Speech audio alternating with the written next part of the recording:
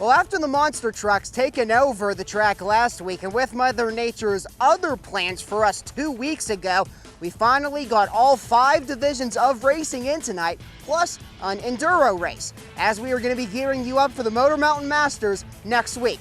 But let's get you to the highlights on all the incredible action that you might have missed tonight. Things started off a little different tonight with the Somerset Trust Fast and Furious 4s racing a makeup feature with 2 heat races and another feature to come later tonight. Caleb Vassos in the 57 jumped out in front with Michael Saylor behind him as he still maintains the points lead over Vassos. And things almost turned disastrous on the second lap with Colton Buchanan in the 5 making contact with Randall Carlson in the 90.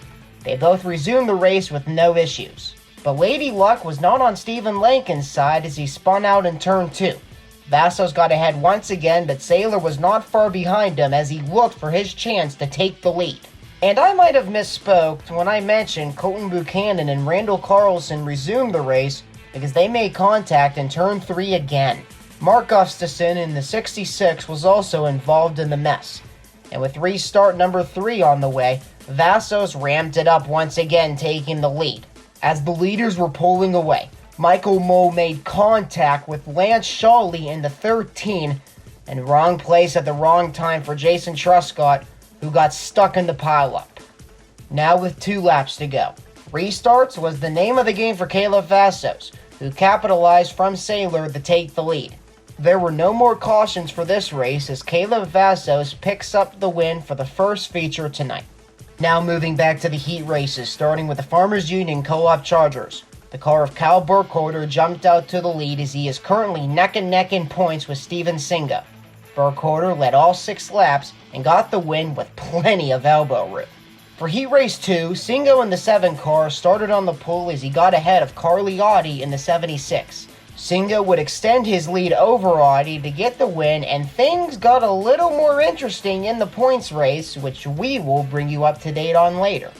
Now off for the Stoystown Auto Records Modifieds to begin their slot of 2 heats. Tom Golick in the 98 started on the front row with Jeff Barkley in the 74.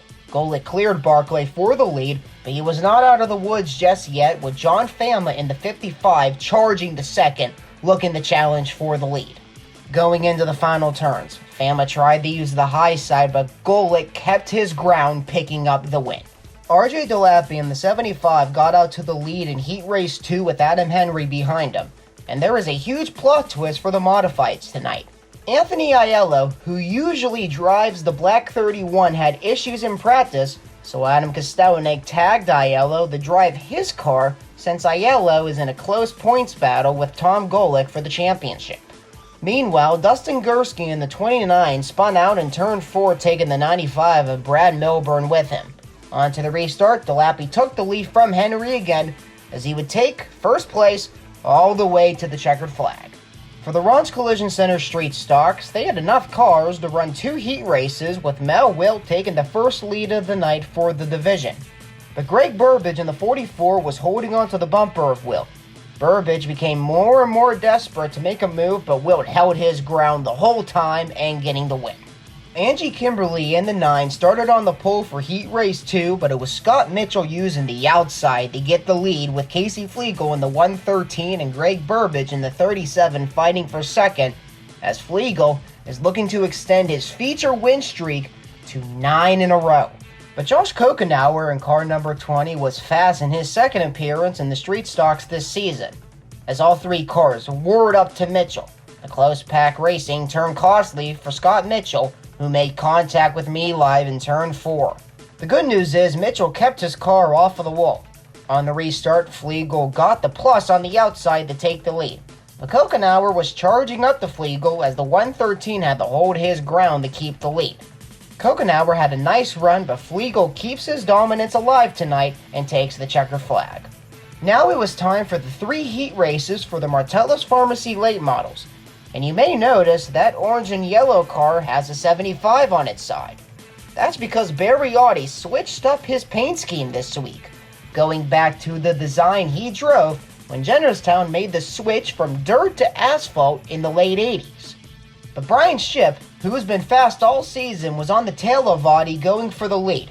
As Jeremy Schaefer in the 16 and Joe Maruka in the 90 were battling for third, Ship made the move on the inside to take the lead, and he would stay there for the win. Mike Heminger in the 72 took the lead from Teddy Gabala to begin Heat Race 2. But here comes Gary Wiltrout in the 95 soaring to the front as he gets to the inside to take the lead. Wiltrout had nobody behind him for a while when Cale Gale in the 44 came close to the front. Gale is returning this season after coming for a few features last year. Gale has experience racing at all levels, including a win in the NASCAR Camping World Truck Series in 2012 at Homestead, Miami. But Wiltrout held on to the lead going into the final turn to take the win. Heat race number 3 was on the way with Ethan Myers driving a brand new car and getting the lead with ease up front. Myers separated from the rest of the field as he got his first heat win of the season by over half a straightaway margin from Jeremiah Kuntz. The Somerset Trust Fast and Furious 4s came back onto the track for their 2 heat races. Michael Saylor held the lead with Michael Mole behind him. However, on the first lap, Mole got loose in turn 4 and barely got away from the wall. On the restart, Saylor went back up to the front with no problem. Mole was able to get back to second, but Saylor had too big of a margin for Mole to catch up. Caleb Vassos wasted no time in Heat Race 2, making it 3 wide at the drop of the green flag. Then in turn 1, Dennis Shawley in the 00 touched Stephen Lincoln, sending him into the wall. Caleb Vassos had no problem on the restart once again, taking this top spot, and then he extended his lead to remain undefeated on the night so far. Now moving to the feature event with the Farmers Union Co-op Chargers up first. Carliotti got the lead to start, but Nate Valente in the 52 didn't waste much time taking it away from her.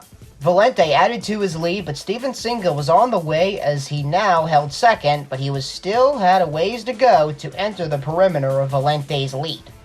Singo got closer to Valente with mark after mark as Valente was feeling the pressure getting loose in turn 3, which opened the door wide open for Singo on the high side going into the front stretch. Then going into 2, Valente pushed it too hard on the backstretch, spinning out, and Kyle Burkholder managed to stick his way through.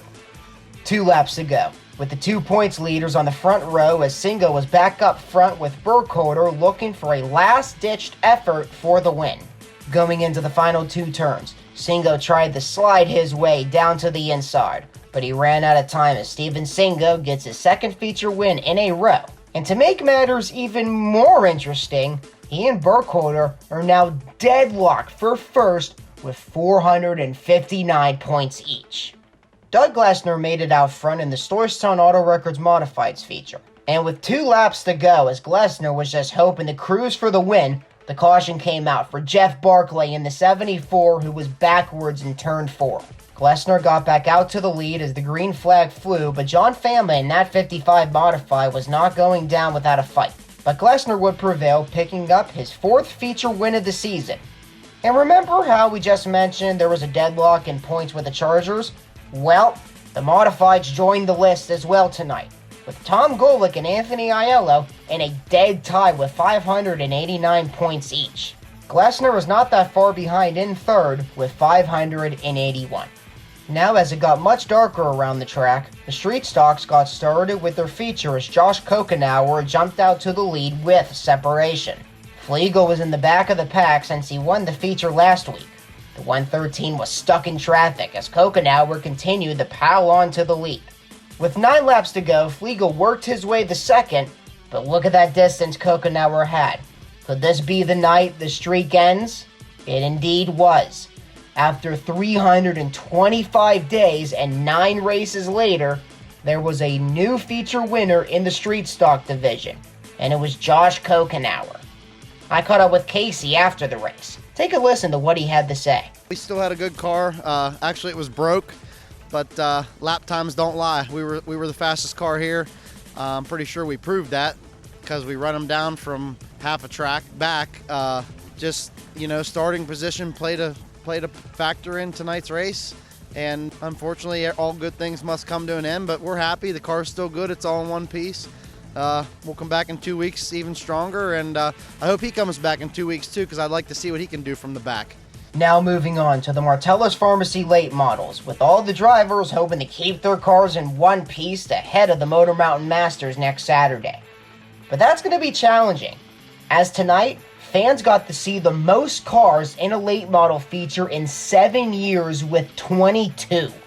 Now, 21 late models took the green flag because Joe Maruca needed to head down to the pits for adjustments. Ethan Myers and Zane Farrell in the 14 started on the front row, but there was trouble going into the backstretch with some cars getting together, but luckily, nothing too severe. On the restart, Farrell and Myers went side by side again. Myers took the lead, but Jared Barclay in the 92 was not far behind. Barclay opened the door on the inside and raced side by side with Myers for the lead. Barclay then gained sole possession of first as he is looking for feature win number 2 of the season. As the lead cars were catching lap traffic, Gary Wiltrout took second away from Myers, but had a while to go if he wanted any chance to catch Barclay for the lead. And without any cautions, Barclay increased his lead more and more as he took the checkered flag and now joins the 2-win group on the season for the late models, with Brian Shipp, Gary Wiltrout, and Teddy Gabala. Now it was time for feature number 2 of the evening for the Somerset Trust Fast and Furious 4s. Things were crazy on the backstretch for the first time with a 4-wide battle for the lead, followed by a 3-wide battle in turn 3 when Caleb Mack in the 28 saved his car from going sideways. Caleb Vassos took advantage of the commotion, and he was able to get a comfortable lead in just the first 2 laps. Michael Saylor was holding on to second, but it was the Caleb Vassos show tonight, as he won both features and his heat to conclude the feature events. But we are not done yet. That's because the 3rd Enduro of the season, presented by TMT Transportation, was on the track.